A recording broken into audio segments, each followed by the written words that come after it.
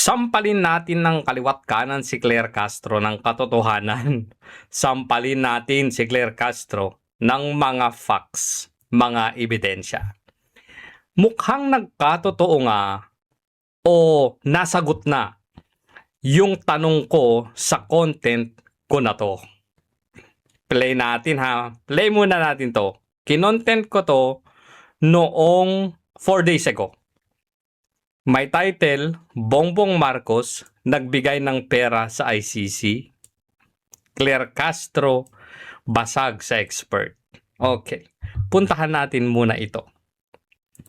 Hindi kaya mga ka-clear na tumanggap ng perang kontribusyon ang ICC para kunin si Duterte sa Pilipinas, dalhin sa Dahig at doon dinggin ang kanyang kaso? Tanong natin yan 4 days ago. Pero dito, voluntary yung sinasabi ko. Baka lang naman nagbigay yung gobyerno ng Pilipinas, Bongbong Marcos, si Saldi, kahit sino, para doon sa pagkidnap kay Pangulong Duterte. Pero bakit mo ba naitanong yan, Gossip? Puntahan natin si Claire Castro. Ito, press con February 16. May tanong muna pala ako. Ante Claire, anyari? Hindi ka na ba Yusek? Bakit parang wala ka ng press briefing? Nagtatanong lang naman ako, ha? So, i-play natin to. We can say that the cases can be held and can be heard before the courts here in the Philippines, but we also have a rule, we also have a law that allows the government to surrender the alleged defendants to the International Criminal Court. So it's a choice. Para mas hindi mapolitika. Hindi daw mapolitika pag sa ICC. Tapos, Hindi ba mas maganda kung korte na hindi naiimpluwensyahan? hindi daw naiimpluwensyahan ang ICC. Ano ba? At hindi masasabing namumulitika Hindi nasasabing namumulitika. Ano ba? ang siyang didinig para walang masabi manalo man ang dating Pangulong Duterte, walang masasabi. Matalo man ang dating Pangulong Duterte at kanyang mga co-perpetrators, walang masasabi ang Pilipino. Dahil neutral yun. Neutral daw sila ngayon. Ngayong araw, February 24, 2026, lumabas ang mga Marines at meron silang isiniwalat patungkol sa ICC, patungkol sa bayaran na nangyari sa ICC, patungkol sa pakikipagkooperasyon ng Pilipinas sa ICC, patungkol sa mali-maletang perang ibinigay di umano sa ICC nang nagpunta dito sa Pilipinas. Pakinggan natin ito. Meron silang mahalagang napansin, naobserbahan, at alam sa kanilang personal na pananaw dahil nasali sila sa isang importanteng operasyon. Ito po ay patungkol sa nangyaring operasyon ng ICC. This one? Okay na. Ano ba yan? Nasangkot po or nasali ang mga sundalo natin Aray ko. sa ginawang operasyon ng ICC investigators sa Pilipinas. Aray ko. Paano kaya sila nasangkot? Mga Marines yan. Unang dumating ang mga ICC investigators sa Pilipinas noong December 2028. 2022. I'm sorry, December of 2023. 2023. At bago mag-December 2023, ay inutusan sila na magpapalit Bago mag-December 2023. So mga November. O mahalaga yan. Tandaan ninyo yan. Meron akong ipapakitang resibo mamaya. ng peso to dollars. Peso to dollar. Dalawang maleta na ang bawat maleta ay may nilalaman na 56 million pesos. Gagi. So, mga nasa 112 million. Kaya nakapagpalit sila ng equivalent to $2 million. At ang sabi, Bakit, teka lang. Bakit magpapapalit ng US to dollar? Mamaya, masasagot yan. ng mga executive assistants ni Ginoong Saldico ay pinaghahandaan daw nila ang pagdating ng foreigners. Aray mo. Foreigners. At kalaunan ay nakilala ng mga ito na ang foreigners na binabanggit ay mga ICC Aray mo. Hindi nagkikipagtulungan, ha? investigator. 2024 na yan, ha? At Hindi, 2023 pala. 2024. nakapaloob dito na ang ginawa nila ay mag-interview ng mga witnesses na ipinapaarating sa kanila ni Sunny Trillanes. Aray mo. Traidor ka talagang hayop ka. Wala silang ibang in-interview na mga witnesses kundi ang mga tao lamang na pinapadala ni Sunny Trillanes. Ano sabi ni Claire Castro dito? Ang ICC daw ay hindi na iimpluwensyaan at hindi bias. Yung mga pinapadala lang pala ni Trillanes ang ini-interview nila. Bias o hindi, Ante Claire? Laging pinagtatanggol ni Ante Claire si Sunny Trillanes. Nakatikim ka rin ba ng maleta, Ante? Nagtatanong lang. Tuloy natin to. At ibinigay kay Sunny Trillanes ang pondo para sa pag-asikaso sa mga ICC investigators na ito. Aray mo. Trillanes, ano na? Kaya naman po, lahat ng sasakyan na ginamit, lahat ng hotel accommodations ay sinagot ni Saldico at saka ni Sunny Trillanes. Aray mo. Sino kaya may utos niyan? Gagalaw ba yang mga yan kung walang utos? Ang nasa taas? Aray mo. Napansin din po nila na Ano pa? lahat ng mga pag-interview ng ICC investigators ay sa mga pribadong lugar. Aray mo. Secret. Wala man lang government office. Siyempre, hindi nila gagawin yun kasi makakalata na nakikipagtulungan si Bangag sa ICC para madukot, magidnap si PRRD. Aray mo. Plausible deniability.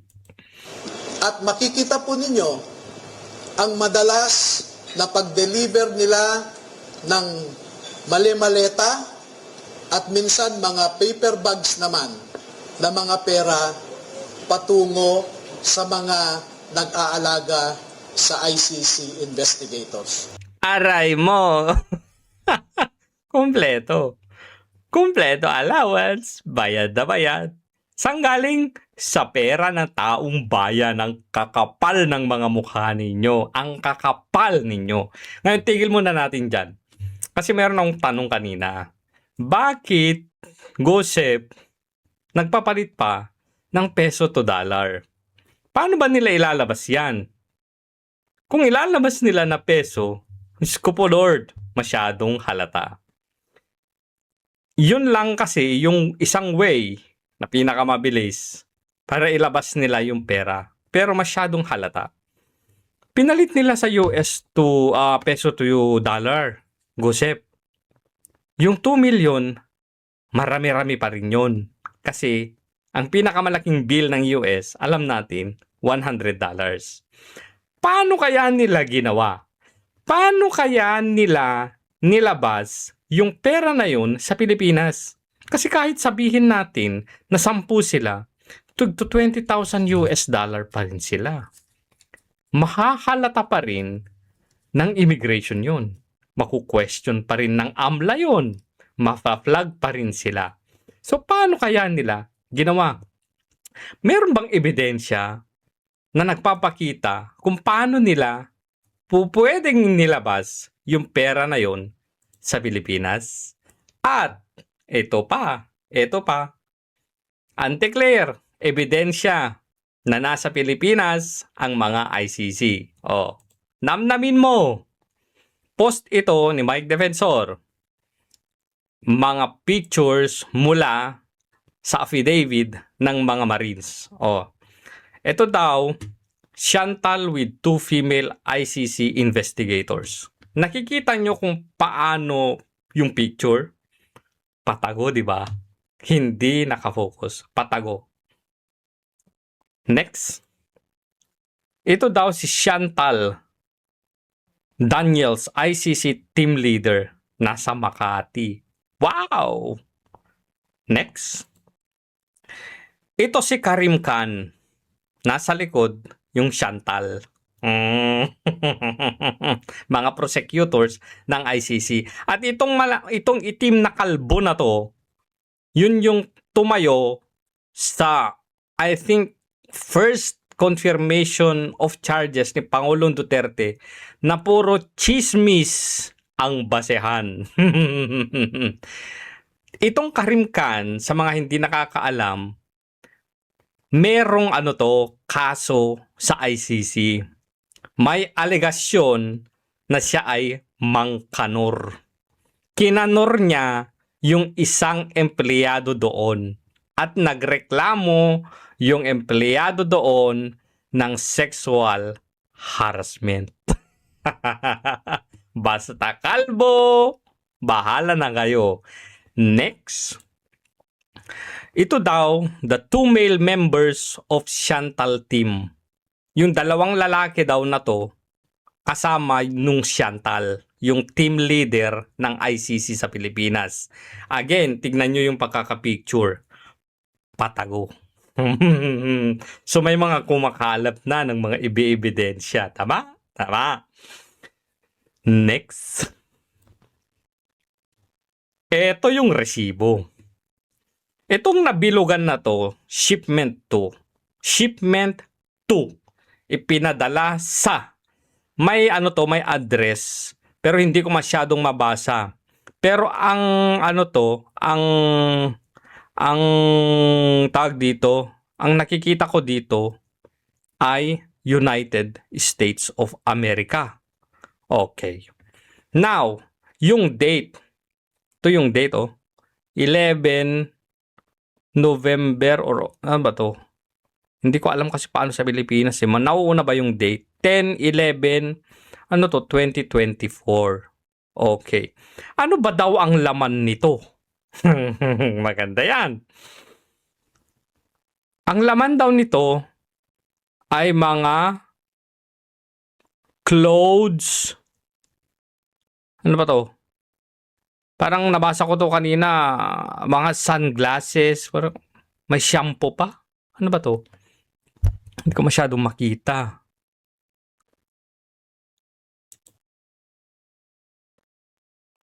Rioten Face Serum, Dove, Herbal Shampoo, Herbal Essence. Sinong magpapadala sa Pilipinas papuntang Amerika na ang laman ay mga serum, mga Dove? Tapos, ang charges information niya, shipping charges pa lang niya, 18,000 na. May total na 20,900. Papadala ka ng Dove sa Amerika? Wala bang Dove doon? Pero naman di ba? Yang mga herbal essence daw. Kunwari, yung mga, ano ba yan? Mga pauliniment, meron ng benta dun. Meron na. Kahit mas mahal dun, mas mura pa rin na bilhin mo dun kaysa sa magbayad ka ng shipping fee na maabot ng total charges, oh. Ay, hindi. Total. Ay, oo, eto. Gagi. 20,000 pesos. Etong sumunod naman, etong sumunod na resibo, papunta naman siya sa Netherlands. Yan o, yung nabilugan. Netherlands. Anong date ito? The same, November din, 2024. Ang description ng contents. Ano ba daw yung mga nilagay? Spices. Ano pa? Ano ba to? Spices. Sleepers. Clothes. Pants. Sanitary. Hindi ko alam. Sunglasses. Ang amount naman ay 37,000 pesos yung pagpadala. Yung bayad ng padala. Ang i-declare na value, magkano? Dito, 3,000 pesos. At ang weight daw nito, ano ba yan? 20 kg ba yan? Estimated weight, 20 kg. 3,000 pesos. May mga sleepers, clothes, pants. Parang balikbayan box. Tapos, ang declared value mo, 3,000 lang yung value ng laman ng box. Pero nagbayad ka ng, eto dito, hindi ko kasi masyadong mabasa tong mga nandito pero may mga mas malalaki pang mga amount, 64,000 yata to, hindi ko alam. Total charges, 37,000 sa worth na 3,000 pesos lang. Balikan nga natin yung isa.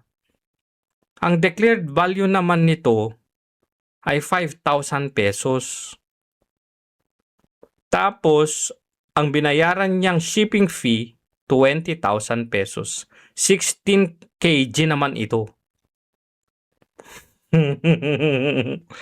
Ano ba tong mga to? Ano bang mga kababalaghan to?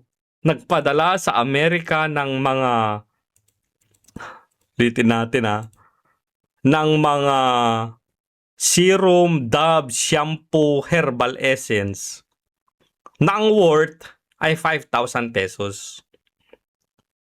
At ang binayad na shipping fee ay 20,000 pesos. Ito namang isa, ito, Netherlands. Papunta ng Netherlands.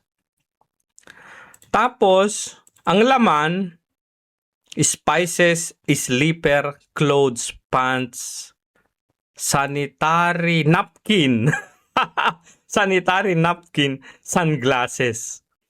Ang declared value, 3,000. Ang ibinayad na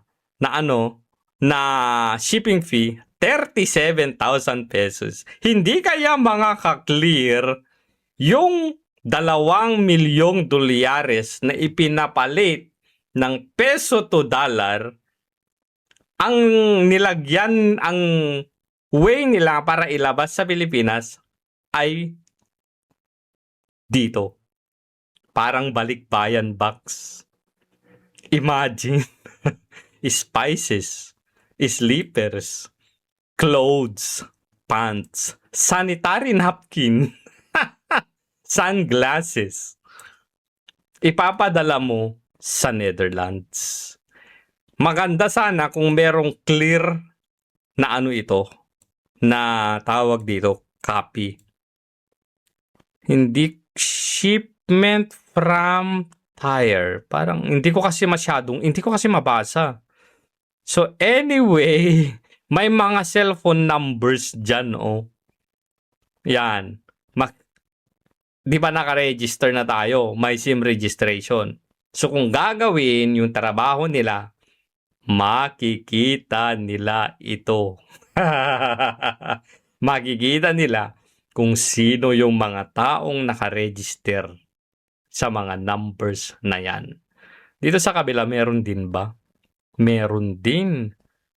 Yung, parang 669. Tignan ko nga. 669. Parang pareho din. Yung papuntang Amerika, pareho. Putragis. 669. Parang pareho din. Iisang tao nagpadala. Tire? Ay, iba. Iba yung pangalan. Bernard. Yung isa, Bernard. Ano to? Cube? 143 Taguig, Philippines. Hello? May mga, ang saya-saya dito. Ping Lacson, may mga ebidensya kang bago. Iimbestigahan mo ba to? O uupuan o lililiman lang ng itlog mo?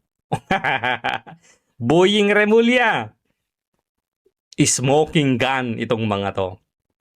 Lililiman mo rin ba? O iimbestigahan mo?